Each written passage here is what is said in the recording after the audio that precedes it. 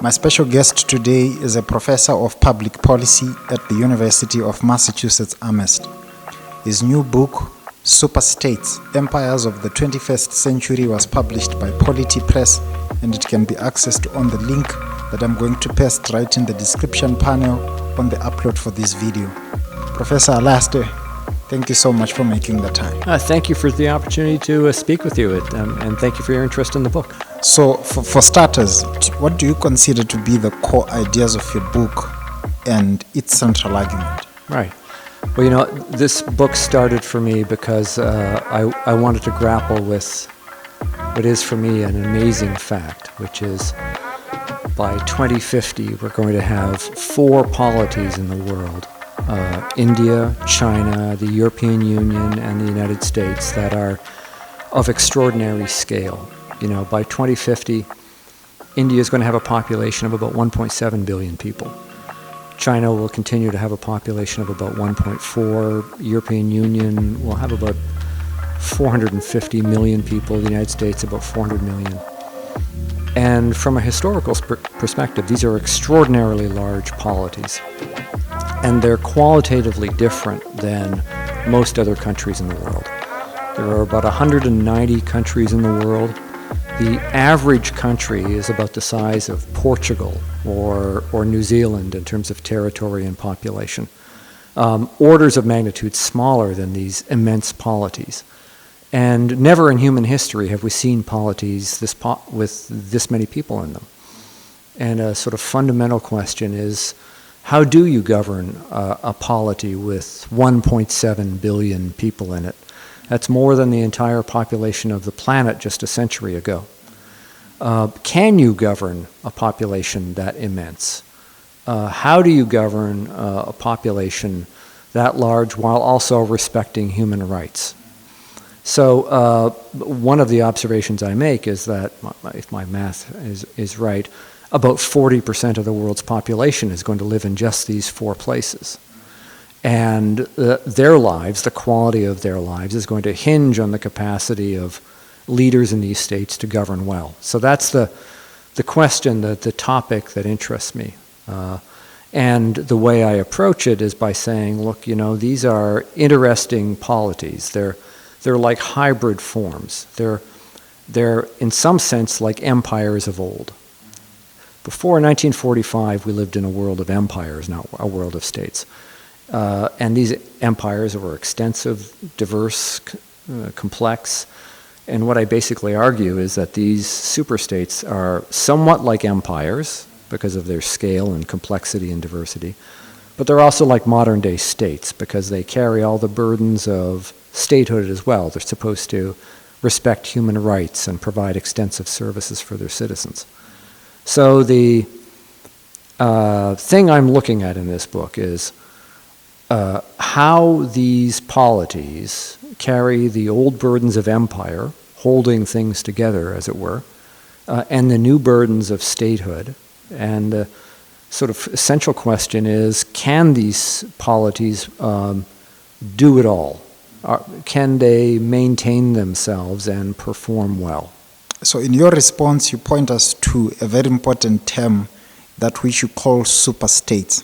What is the meaning of this term, and where does it come from? What is the historical background behind it? So I define a superstate as a hybrid form, part empire, part modern state. These polities that carry all the old burdens of empire, the problems of scale and diversity, and the problem of maintaining cohesion, keeping things together, and then a polity that also carries all of the conventional burdens of modern statehood, which is respecting human rights, providing extensive services, and so on. So a superstate is an entity that carries both of these burdens. And because it carries both of these burdens, it's distinctive from most other states on the planet, which are relatively small. The concept of a superstate has been around in various forms for a long time. H.G. Wells actually speculated about the emergence of, he didn't use the phrase superstates, but he speculated about the emergence of very big polities. And he actually said India, China, Europe, and he added Russia and the United States to the list as well. As it happens, I was just over the weekend reading a book by Rajendra Prasad, who was one of the leaders of the Congress movement in India in the 1940s, who actually talked about the notion that India would become a superstate. So he had in motion the same idea that these states are qualitatively different. Now, Prasad and H.G. Wells basically said in the 20th century, small states are not going to survive. It will be a world completely populated by these supersized polities. In that respect, I think they were actually wrong. There are lots of small states today, but there are also these very large polities, and those are the ones that pique my interest. That's very interesting. So what's the relationship between these superstates? Are they more, related because of their political history, their economic power, or their global impact? Well, I look mainly at the internal governance of these states. So I don't look in this book, and this may be a difficulty with the book, so much at the foreign policy of these four entities, the U.S., the European Union, India, and China. I'm looking at problems mainly of internal governance. And I'm looking at the way in which leaders make calculations about how to govern well, how to hold things together, and promote development inside their polities. And one of the arguments I make is that the leaders in these four polities face a set of similar problems. How do we hold things together? How do we promote development of the polity? But they're all making calculations under conditions of uncertainty about how to do this. And the interesting thing is that these four polities come up with fundamentally different answers to the question of how do we govern well.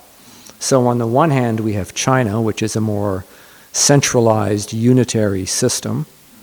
And on the other hand, we have, at the other end of the spectrum, we have the European Union, which is a highly decentralized policy, a much more loosely structured polity. And then in between those two, we have India and the United States. Both India sometimes referred to as a quasi-federal system, sort of leaning toward China. The United States is a federal system leaning somewhat more to the European Union. But the interesting thing is that leaders in these communities have four different strategies for grappling with the general problem of how you govern at extraordinary scale.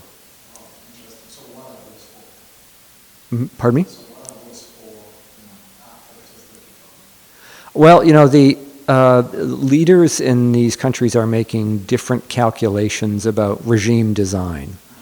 And one aspect of regime design is the question of how centralized control should be, how tightly the regime should try to control social and economic life within the territory. One argument might be, well, tight control is essential. That's how you preserve cohesion. That's how you keep a handle on things. The other argument is that no, tight control can actually be counterproductive. If you attempt to control the territory too intensely, you'll actually provoke resistance and rebellion. And that the other approach is actually loose control, tolerance, allowing diversity.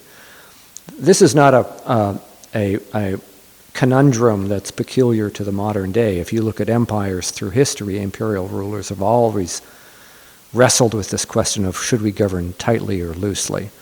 So one of the things I would argue is that in these four polities, leaders are making different calculations about the intensity of control. They're making different calculations about leadership structure at the center. In the modern day, a big question is how do you apply democratic principles to the center? And then they're also making calculations about creed. What's the kind of story we're telling that justifies this vast enterprise? And they're telling different kinds of stories. They're constantly sort of just trying to figure out what kind of story will be compelling in terms of cultivating the loyalty of people within the territory. So this is basically a story about how leaders in 4 different places are playing with these 3 elements: intensity of control, leadership structure, and creed, attempting to develop a sort of regime design that seems likely to succeed in the long run. And what is the measure of success? Basically holding things together and promoting development. One of the sort of big themes in this book is about fragility. There's an African author, Chinua Achebe, who wrote a famous book called Things Fall Apart, if I recall. And I believe he picks up the quote from Yeats, things fall apart, the center cannot hold.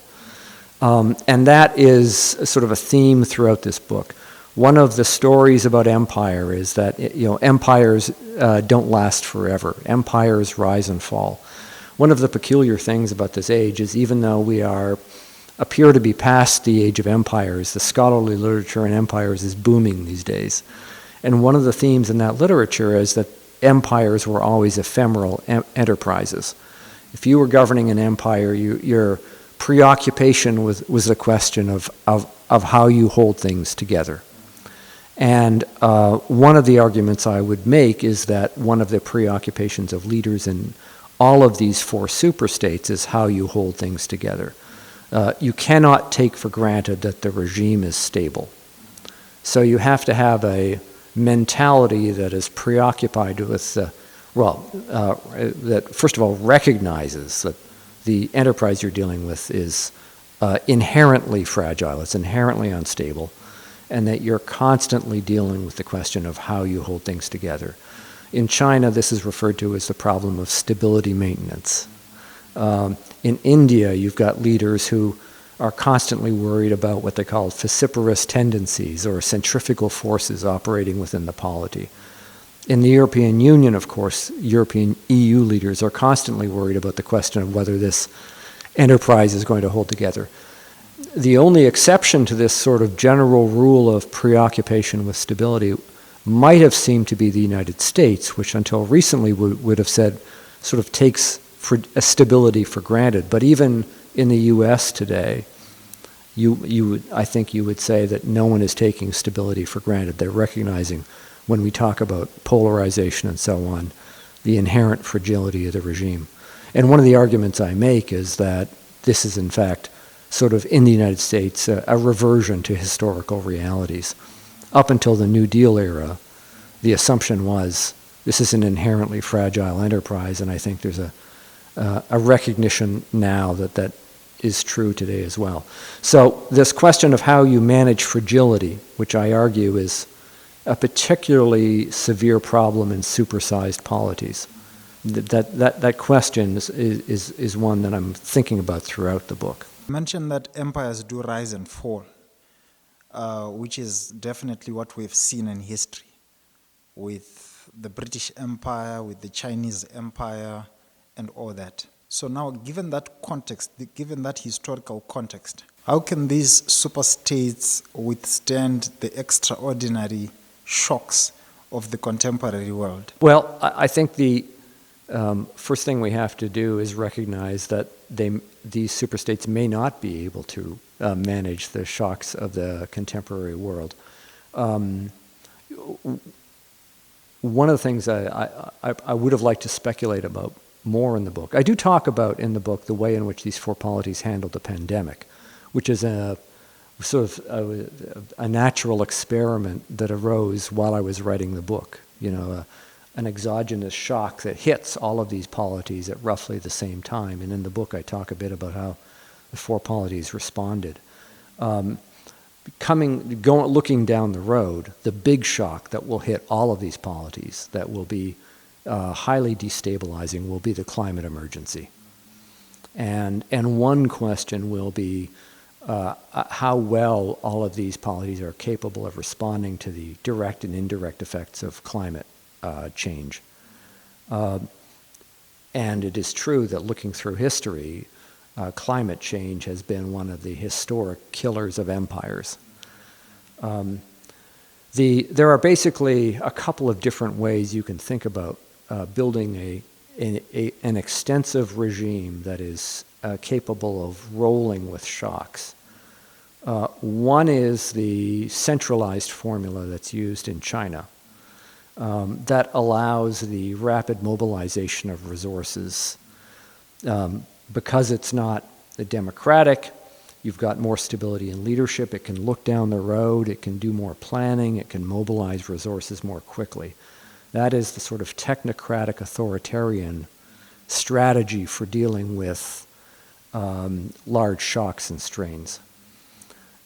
Of course, there's moral arguments about why you wouldn't want to go down that road.